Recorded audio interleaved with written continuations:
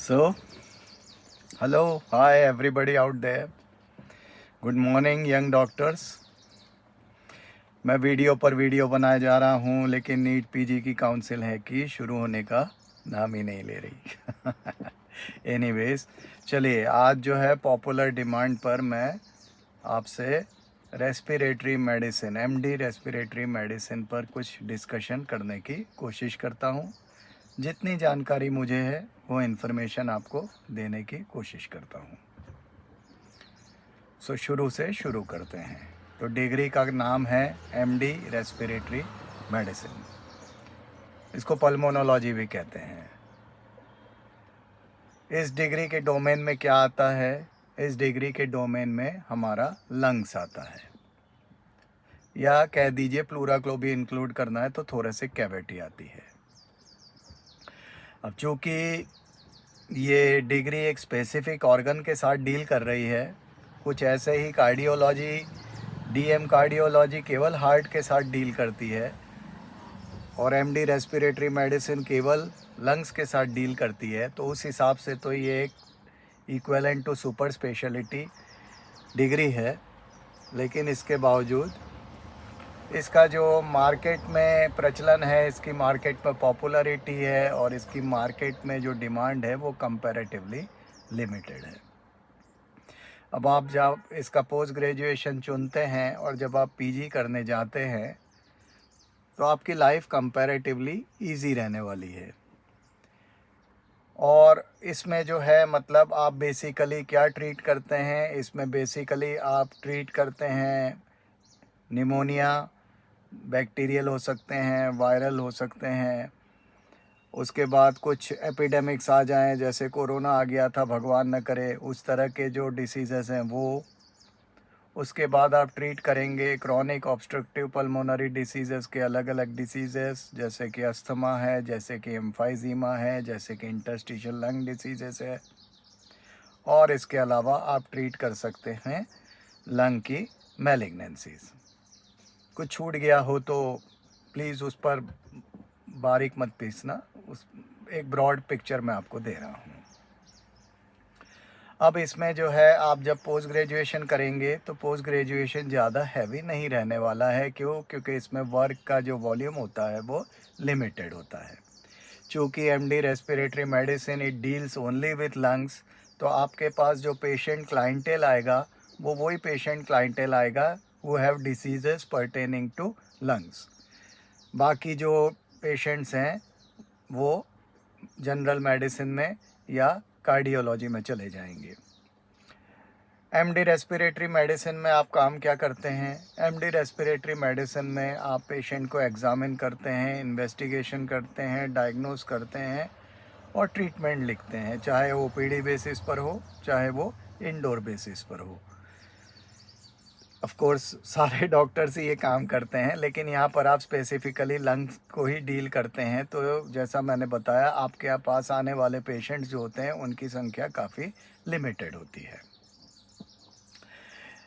अब इसमें जो है इनकम के प्रॉस्पेक्ट्स क्या होते हैं, प्रॉस एंड कॉन्स। तो पहले अच्छी बातें बता देता हूँ। इसमें इनकम के प्रॉस्पेक्ट्स जो होते हैं वो इस तरह से होते हैं कि यदि आपकी एक्सपर्टाइज़ है ट्यूबरक्लोसिस में, मल्टी ड्रग रेजिस्टेंस ट्यूबरक्लोसिस में, एक्सडीआर में, और यदि आप ब्रोंकोस्कोपी करना जानते हैं तो यदि इन 4 चीज़ों में आपकी एक्स्ट्रा एक्सपर्टाइज़ है तो डेफिनेटली आपके पास ज़्यादा पेशेंट्स आएंगे। आपके पास पेशेंट्स जो आएंगे वो आपके रिज़ल्ट्स के हिसाब से वर्ड ऑफ माउथ से आपको पॉपुलर भी कर देंगे। ऐसे बहुत सारे popular MD respiratory medicine doctors हैं कॉरपोरेट हॉस्पिटल में, बॉम्बे में, दिल्ली में, जो कि स्पेसिफ़िकली एमडीआर एक्सडीआर को ट्रीट करते हैं और उनकी एक्सपर्टाइज इसमें काफ़ी ज़्यादा होती है। उसी तरह ब्रोंकोस्कोपी भी एक स्पेशलाइज्ड इन्वेस्टिगेशन होता है। इसमें आप जो है एंडोस्कोप डालते हैं ट्रैकिया के थ्रू और ब्रोंकस में जाकर ब्रोंकियल ट्री में एंटर करके आप वहाँ पर कोई ब्लॉक हो, कोई फॉरेन बॉडी हो, उसे निकालते हैं, कोई म्यूकस प्लग हो उसे निकालते हैं, बायोप्सी लेते हैं, और इस तरह जो है ब्रोंकोस्कोपी जो है उसका भी आईसीयू सेटअप में काफ़ी ज़्यादा इम्पोर्टेंस होता है। ख़ास तौर पर इसका इम्पोर्टेंस तब होता है जब आप ऑन द स्पॉट जाकर बैक्टीरियल कल्चर लेते हैं और जब आपको स्पेसिफिक रिज़ल्ट्स मिलते हैं, तो इसमें जो न्यूमोनिया के ट्रीटमेंट में जो रिज़ल्ट्स मिलते हैं वो ड्रामेटिक होते हैं। तो कॉरपोरेट हॉस्पिटल्स में bronchoscopy trend MD respiratory medicine doctor की डिमांड होती है। वहाँ पर एमडीआर एक्सडीआर ट्रीट करने वाले रेस्पिरेटरी फिजिशियंस की भी डिमांड अच्छी खासी होती है। और यदि आपकी एक्सपर्टाइज इन चीज़ों में है तो आप अच्छी तरह एस्टेब्लिश हो सकते हैं।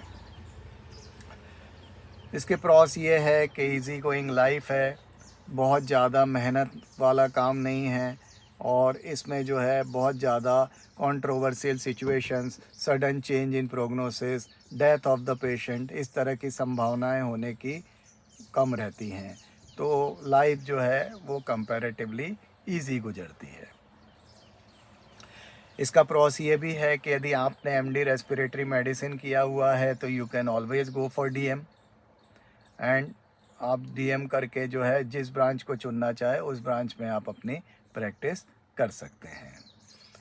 अब बात करते हैं इसके कॉन्स की, कौन कौन सी कमियां हैं। इसमें कमी ये है सबसे पहले कि आपकी कंपटीशन जो होती है ओपीडी बेसिस पर एमडी मेडिसिन से होती है, एमएसईएनटी से होती है और कभी कभी जो है कार्डियोलॉजिस्ट से भी होती है।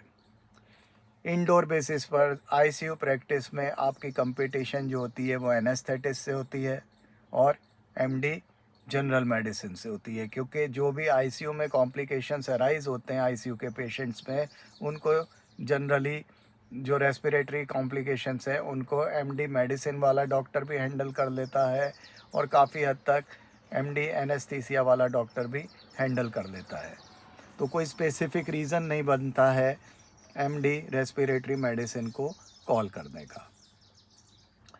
दूसरा कौन इसका ये है कि यदि आप अपनी ब्रांच में काम करना चाहते हैं, मतलब आप एमडी रेस्पिरेटरी मेडिसिन ही प्रैक्टिस करना चाहते हैं, तो ऐसे डेडिकेटेड हॉस्पिटल्स बहुत लिमिटेड होते हैं जो चेस्ट को ही कैटर करते हैं, पर्टिकुलरली कॉरपोरेट हॉस्पिटल्स या प्राइवेट हॉस्पिटल्स।